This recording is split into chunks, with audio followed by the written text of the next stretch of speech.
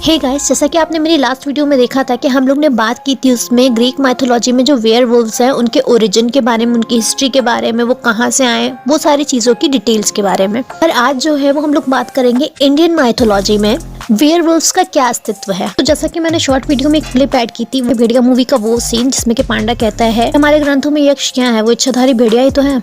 तो हम लोग अभी बात करेंगे कि स्टोरी की, वो स्टोरी यक्षों की ही है, लेकिन बात करते हैं कि यक्ष आखिर हैं क्या। तो यक्ष जो है वो शेप शिफ्टिंग तो होते हैं, लेकिन इनके पास भी असीम शक्तियां होती हैं। वो आपको इस स्टोरी में पता चल जाएगा। कहानी कुछ ऐसे है, एक बार इंद्रदेव ने सोचा कि क्यों ना सारे देवताओं को इन्वाइट किया जाए और स्वर्ग में एक अच्छी सी पार्टी ऑर्गेनाइज की जाए। इससे सब लोग मिल भी लेंगे और सबके संबंध भी अच्छे बने रहेंगे और ये दुनिया के कल्याण के लिए भी लाभकारी है। तो इन्होंने बहुत अच्छी सी एक पार्टी ऑर्गेनाइज की जिसमें कि उन्होंने सारे देवताओं को बुलाया। इस पार्टी में काफी अच्छे अरेंजमेंट थे, जितनी अच्छी अच्छी चीजें स्वर्ग में हो सकती थी सब कुछ उन्होंने अरेंज किया। वहाँ पे सारे देवता पहुँच गए। कमी थी सिर्फ एक बात की कि वहाँ पे कुबेर जी महाराज नहीं पहुँचे, जो कि धन के देवता हैं। अब इंद्रदेव ने काफी देर तक वेट किया उनका कि वो पहुँचते होंगे। अब यहाँ पे भोजन वगैरह का भी समय हो गया, सबने खाना पीना खाया और इंद्रदेव महाराज सोचते रहे कि हो सकता है कुबेर जी महाराज के पास स्वर्ग से भी ज्यादा सोना है और इतना सारा धन होने की वजह से उनके अंदर काफी अहंकार आ गया होगा, इस वजह से वो यहाँ पे पहुंचे ही नहीं। इस बात को सोच सोच के वो काफी परेशान हो रहे थे। इसके बाद सारे देवता पार्टी एंजॉय करने के बाद अपने अपने स्थान पे चले गए। सबको विदा करने के बाद इंद्रदेव बार बार जब यही बात सोचे जा रहे थे तो उन्हें लगा कि ये सब सोचने से अच्छा है कि कुबेर महाराज के अंदर अहंकार आ गया है, चलो उनसे एक बार बात ही कर लेते हैं कि आखिर माजरा क्या है,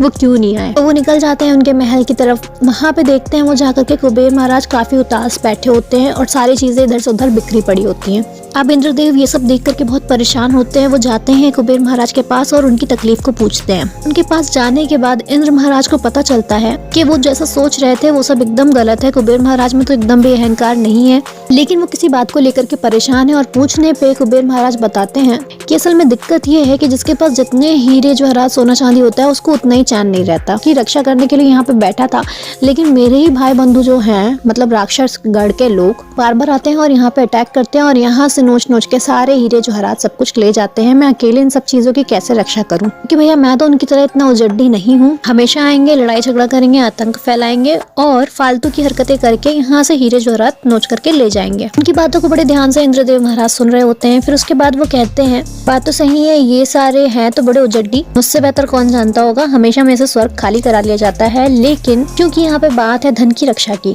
तो मैं आपको एक जगह बताता हूँ जहाँ पे यक्ष रहते हैं। अब कुबेर महाराज पूछते हैं कि यक्ष कौन है। वो बताते हैं दुनिया की उत्पत्ति के लिए जैसे ऋषि कश्यप की कई सारी संतानें हैं, उनमें से यक्ष भी हैं। लेकिन क्योंकि असुर और राक्षस और देवता ये सारी संतानें ऋषि कश्यप की हैं, उसी तरह यक्षों को भी बताया गया है। पर ये देवता तो नहीं, पर कहीं कहीं पूजनीय हैं और इनमें अपार शक्तियाँ हैं। लेकिन क्योंकि ये बुद्धिमान राक्षसों से कहीं ज्यादा शक्तिशाली हैं। मतलब आपके महल के आसपास जितनी नौटंकियां राक्षस फैला के जाते हैं, उससे कहीं ज्यादा पावर्स दिखा करके यक्ष आपके महल को प्रोटेक्ट भी कर सकते हैं और आपके खजाने की भी रक्षा कर सकते हैं। क्योंकि ये बुद्धिमान है इसलिए इनसे तर्क वितर्क किया जा सकता है, बातचीत की जा सकती है, ये आपकी बात को सुनेंगे, समझेंगे। और क्योंकि ये शक्तिशाली है इसलिए ये राक्षसों को भी यहाँ से भगा देंगे। और यक्ष इन सारी चीजों से निपटने के लिए एक खूंखार भेड़िया का रूप लेते हैं। एक जंगली भेड़िया जो कि किसी को भी मारने से पहले कुछ भी नहीं सोचता, और उसके लंबे नाखून होंगे जिससे कि वो हाथ डाल के कहीं से भी किसी का पूरा पूरा मांस बाहर निकाल सकता है। और उसके लंबे लंबे दांत, वो चाहे तो मुंह से भी उनको नोच सकता है। ये अपने आगे आने वाले दुश्मन को कहीं से भी नहीं छोड़ते हैं और मौत के घाट उतार के ही दम लेते हैं। तो ये सारी बातें सुन करके इंद्रदेव के सुझाव पे कुबेर जी महाराज जाते हैं यक्षों की नगरी में। वहाँ पे वो यक्षों के राजा से बात करते हैं और उनसे संधि करते हैं। अब उनकी बातें भी यक्षों को समझ में आती हैं और वो उनसे एग्री करते हैं कि हाँ वो उनके धन की रक्षा करेंगे। फिर यक्षों को लेके आया जाता है कुबेर जी महाराज के महल के आसपास और वो आज भी कहा जाता है कि कुबेर महाराज की जो धन की रक्षा है वो यक्ष करते हैं। उसके बाद से राक्षसों का कोई अटैक नहीं हुआ, क्योंकि खुद यक्ष जब रक्षा कर रहे हैं वहाँ की, तो किसी राक्षस ने भी वहाँ पे अटैक करने की कोई हिम्मत नहीं की। लेकिन जैसे कि गाइस हम लोग जानते हैं कि यक्ष कुछ जो होते हैं वो पूजनीय होते हैं और कुछ जो होते हैं वो काफी हिंसक होते हैं, और कुछ जो होते हैं वो अपनी बात रखवाते हैं। जब तक आप उनकी बात रखोगे तब तक वो आपका काम करेंगे। उसके बाद अगर आपने उनकी बात रखना बंद कर दिया या आपसे थोड़ी सी भी कोई गलती हुई तो आपको बड़ी सजा भुगतनी पड़ सकती है। तो गाइस मिलते हैं फिर नेक्स्ट वीडियो में। तब तक के लिए आप लोग कमेंट करके बताइए कि नेक्स्ट वीडियो आपको किस पर चाहिए।